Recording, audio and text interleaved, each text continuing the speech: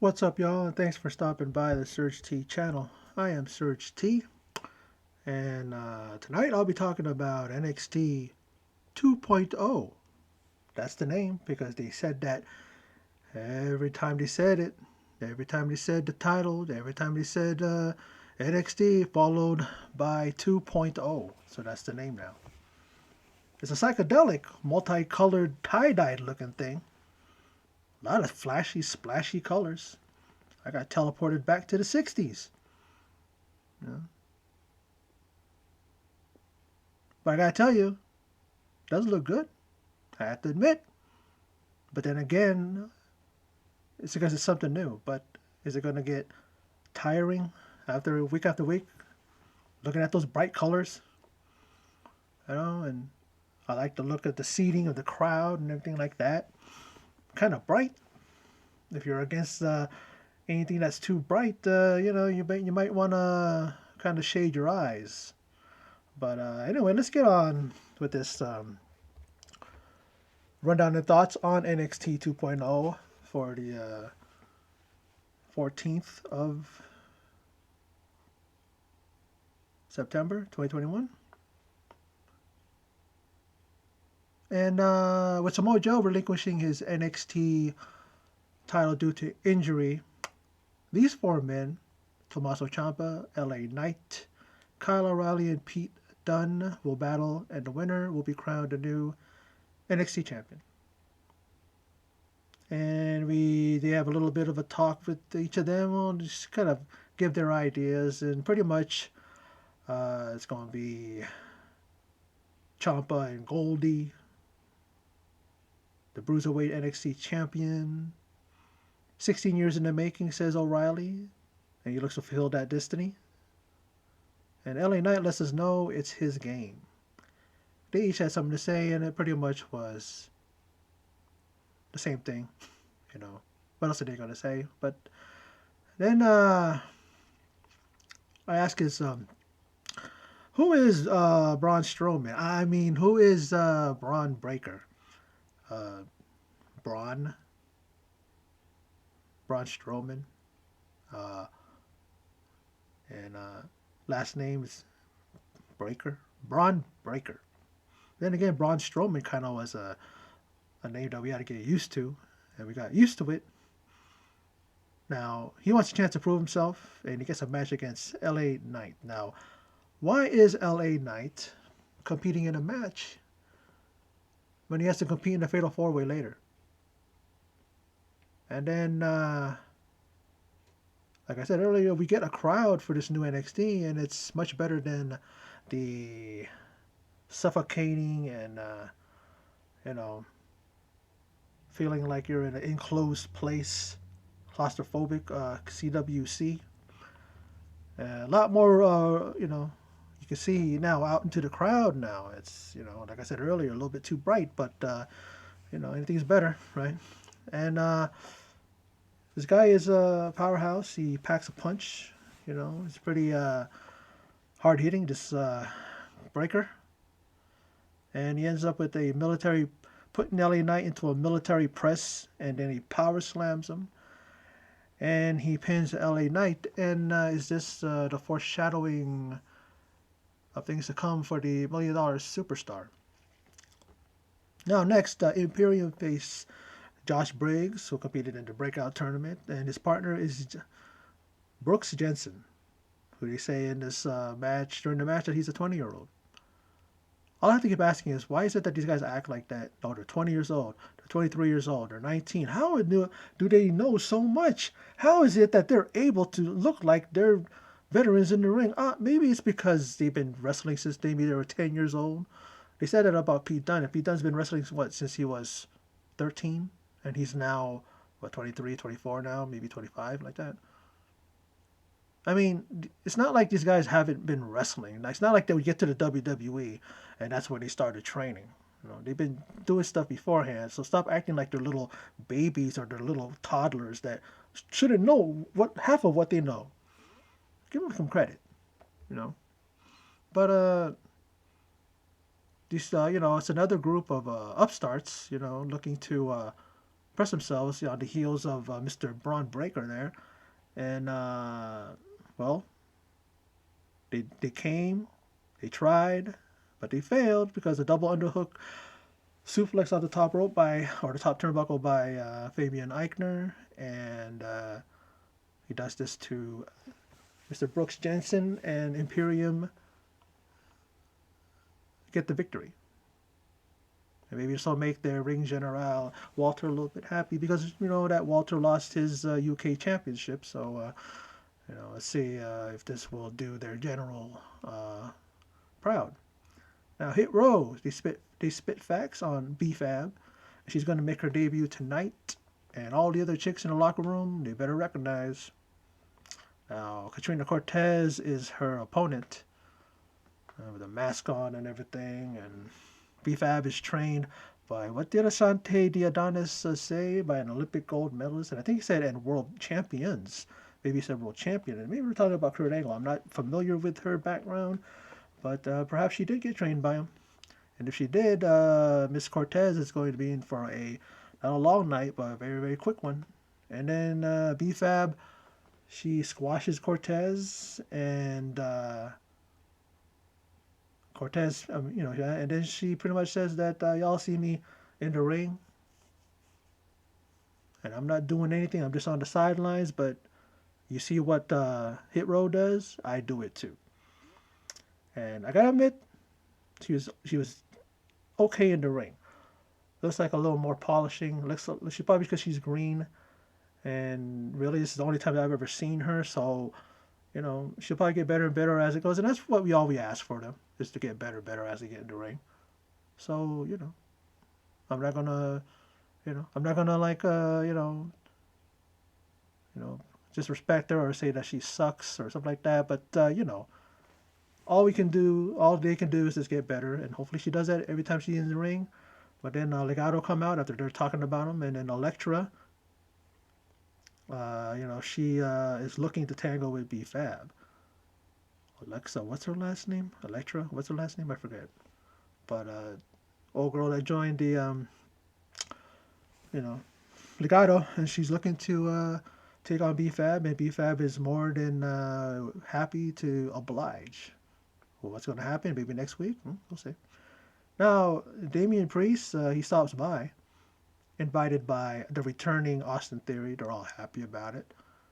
He even goes to do that little side thing like this, but Johnny Gargano says, we don't have no time for that, and gives him a big hug. And he's only there, says Damian Priest, because he wants to party. Of course, how Damian Priest is, he loves a party. So he stopped by. Now, Carmelo Hayes is seen walking down that aisle with someone named Trick Williams. Okay. And Carmelo Hayes has the contract in hand, and will he be making this choice known which champ he will be facing? And his boy Trick is about it. And And Trick will be wherever Carmelo is. But why do I feel that he's going to turn on his boy Hayes sometime down the road?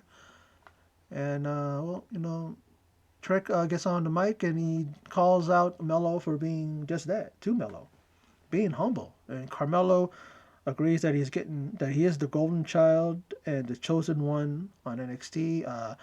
What is this? Did he get that from Eddie Murphy's the golden child and the chosen one? There was Drew McIntyre and there's others. I guess he's now the new chosen one. What happens to those chosen ones? It takes a long time for them to get going. So let's see if he doesn't have to wait that long to become a champion. Because you remember Drew McIntyre, he became world champion after 20 years, 16 years, something like that.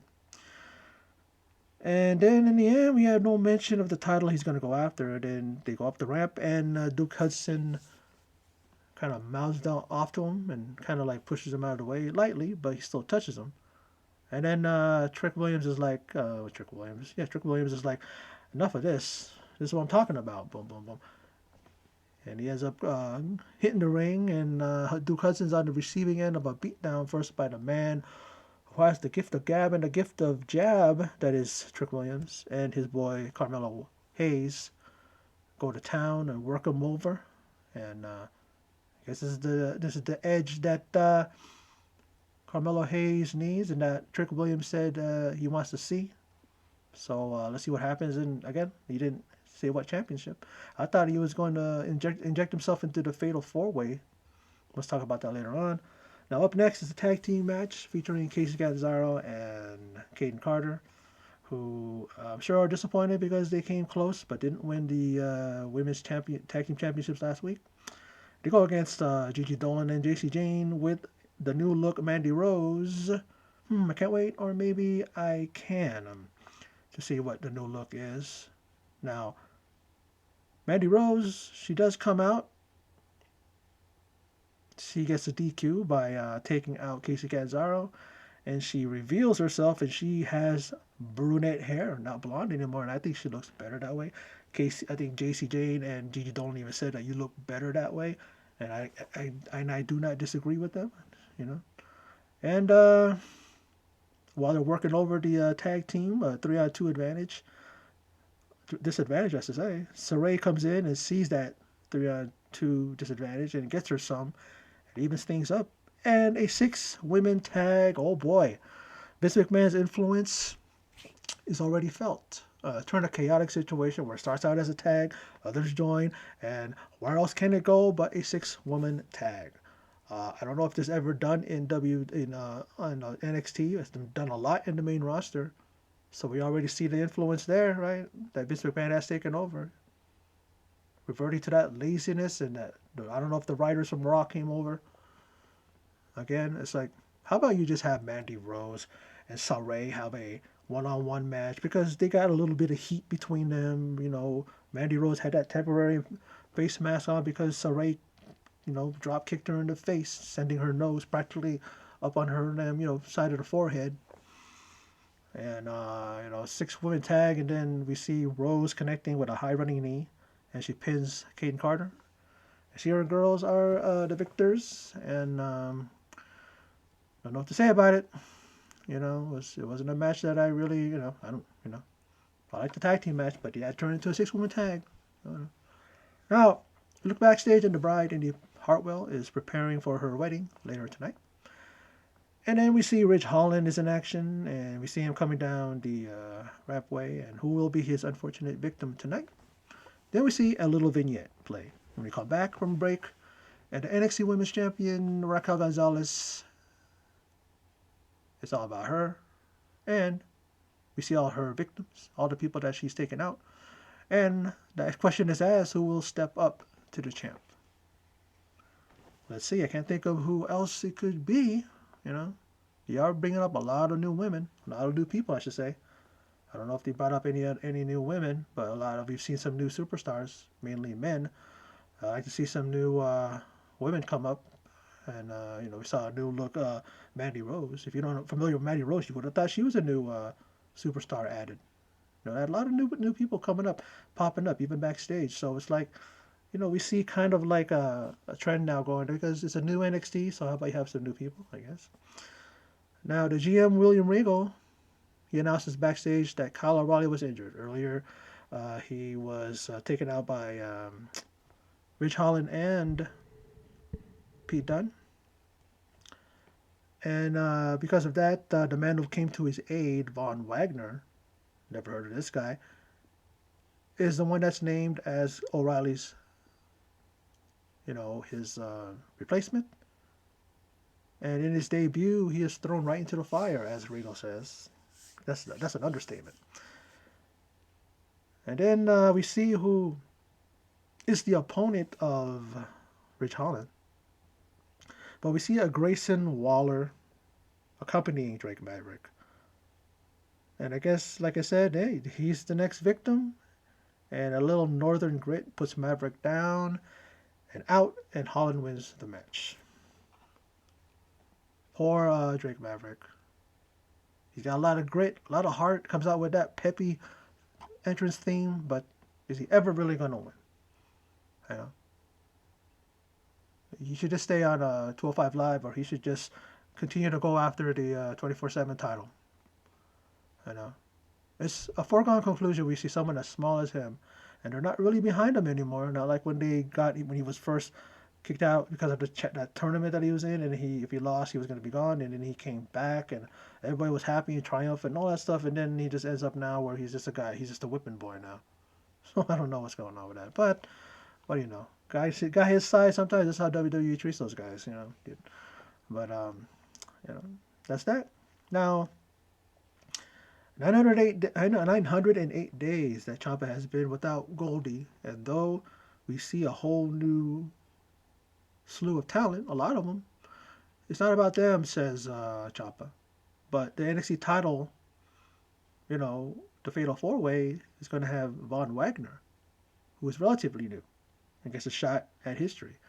Now, I was thinking when Kyle O'Reilly was taken out, I thought Carmelo Hayes was going to step to William Regal and go, is his contract good for like a open championship? Can I enter that title? Can I enter that tournament? That could have been a good thing, but I don't know what they're doing. They're going to save it for something big. Is he going to go after the NXT champion, who, you know, whoever it's going to be? And we'll see about that. Now, Julius and Brutus, the Creed brothers, are in action. And Dan Jarman and Trevor Skelly, I think that was his last name. And they're going to be in action. But we then see a vignette, and oh no, WWE is taking its ideas from The Sopranos with this new guy, Tony D'Angelo. I was watching Boardwalk Empire. I finished the series, and there's a guy by the last name of D'Angelo. And then this guy is talking about how, waste management and, you know, the meat markets and the fish market, you don't make a lot of money from that. And that's what these guys in The Sopranos, a lot of them, especially Tony Soprano, that was his cover, if you will, his front. That was being a waste management guy. You know, so I'm just thinking, okay, let's see where this, we'll see where this goes. But back to the action, and well, what else do we expect as Julius unleashes and puts away his opponent after both he and Brutus brutalize their opponents. And Malcolm Bivens, after their victory of his prize tag team, introduces the newest member, and that is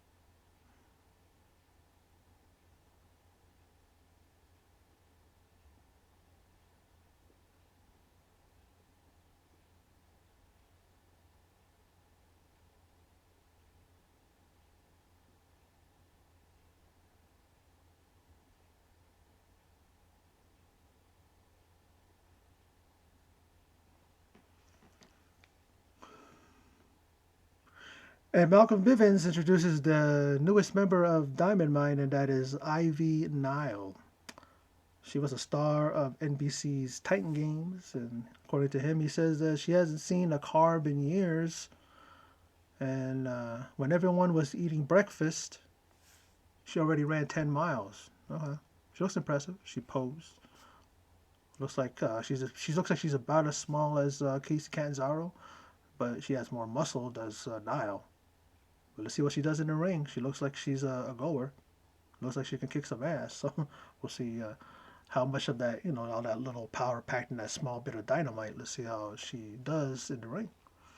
Now, Fatal 4-way for the vacated NXT Championship. And Tommaso Ciampa reunites with Goldie as she comes home and is firmly in the grasp of the new NXT champion Ciampa. The match was decent, a lot of offense. Each man got their shit in. Looking to become the new champ, but a fairy tale ending saw to it that Tommaso Ciampa and Goldie are now one. There's even a tender moment when he fell to the ring and looked at Goldie, and looks like there was a moment of, you know, between them. It's been 908 days. That's quite a long time to be away from a loved one, if you will. And everybody, like I said, everybody got their shit in. Everybody was just trying hard in this match. Even Vaughn, Wagner, and people were booing them because I think it's just because of the fact that they took out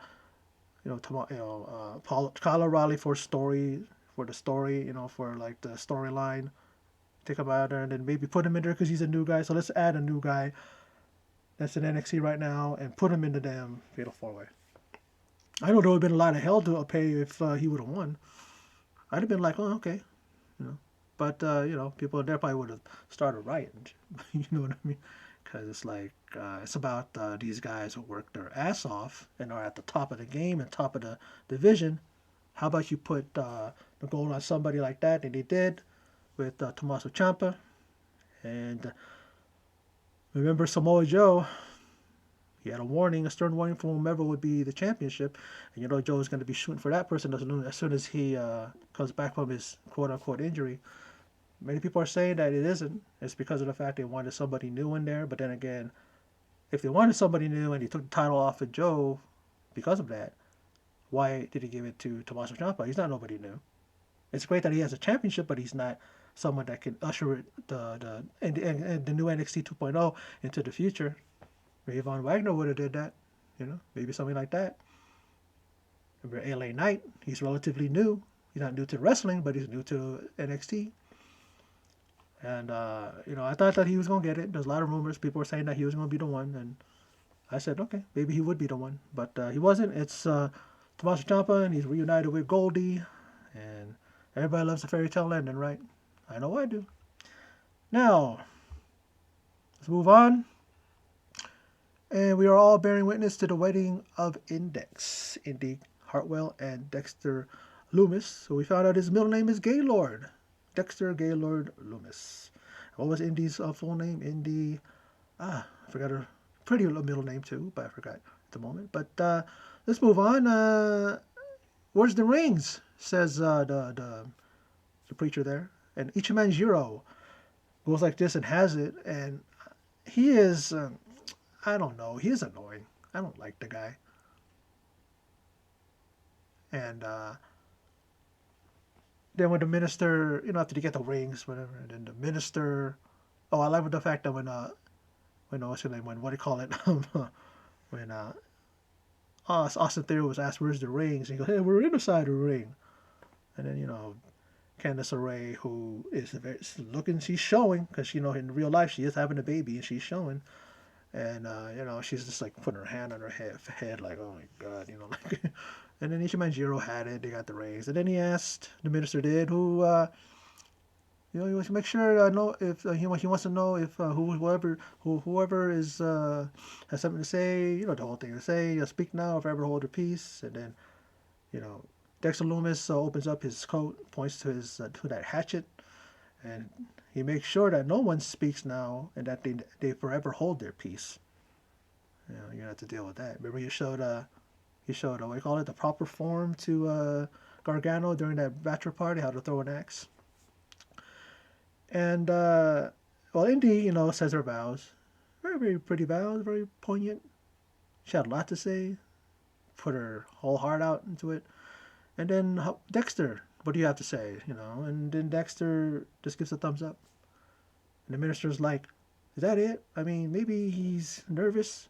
I mean, he goes, he has a nerve. He had the bravery, but the stability to step up to Dexter Lumis and says, hey, do you have anything to say and all this stuff? And then what happens is he gets put to sleep by Dexter Lumis, and he did it very, very carefully. He did it because he said, you know what, you go to sleep now, go to sleep, And then Beth Phoenix steps up, Well, first they wanted to ask Regal to do it. Regal's like, I don't know about that. People are cheering for it. They want him to finish the ceremony. But then Beth Phoenix steps up and she says that last night she knew that this was going to happen. So last night she went online and became an ordained minister. And then there's this guy Alex Chase, and he's trying to disrupt the ceremony. And then Odyssey Jones, makes him sit down. He puts his looks like he's gonna go for that submission hold that people, they go like just your trapezius muscles on your shoulders, and he just put him down, sat him down. There's a lot of weird things going on, and but then Beth Phoenix goes, "Hey, let's get this going right away. Hey, Indy, do you take Dexter? Yada yada yada." She says, "Yes, I do." And then he goes to Dexter, and Beth's like, "Dexter, you gotta say something. You gotta say something, And then like he puts his hand on the mic, kind of tell her to stop talking. I got it. I got this. And then he says, "I do." First time he's talked in forever, right? Ever since he's arrived in WWE on NXT. And what do you know? A wedding that went on without a hitch. It was not disturbed. And then, Dexter hoists her up and carries her in his arms, and we go backstage, and then we see the new NXT champion, Tommaso Ciampa, looking on, and Braun Breaker congrats him, gives him a congratulates him, and then Ciampa does the same, and as they shake hands, and they're still hand in hand, and then Breaker huffs and puffs, looking right at Ciampa, and Ciampa is looking on concerned. Is this going to be the teased next match or the next first title defense for him? Are they pushing Braun Breaker this quickly? Because the guy has potential. He has a lot of, a lot going for him. Is he going to, be the one that is going to be fast tracked to being the first opponent for Tommaso? We'll see. But this was for the first episode of the new NXT 2.0. Gotta say, it was good. I enjoyed it. Not a lot of filler, not a lot of breaks, and not a lot of what kind of thing, or what is this, or stuff like that. It was, all pretty good. If I were to pick my favorite match, I don't know. You know what I mean? This is like every match was decent. For the first show of the new NXT should have blew your mind. You should have put the Fatal 4-Way first. I mean, the Fatal 4-Way lasted maybe the wedding first, and then maybe throughout the whole show they could have shown Indy and Dexter, in the car with the Just Married in the back, and maybe them arriving at their hotel room, not showing what's going on in this hotel room. This is I'm pretty sure NXT is kind of PG. Rated, you ain't gonna see what's going on inside. Who wants to see that? Because that's their business, right? But could have did that, and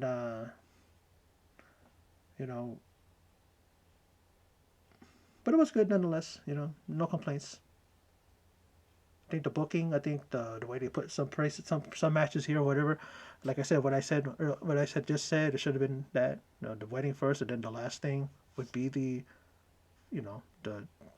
the Fatal 4-Way Championship match. But it was what it was, and regardless, I enjoyed it. And let's see what happens, and hopefully the booking is better, and hopefully it doesn't get old before it gets new. You know what I mean? It sets up the new look of NXT and all that stuff. But anyway, that's it. That's my video for my rundown of thoughts on NXT 2.0. So for those of you who stopped by and checked out my video, I appreciate it. And in closing, as always, take care.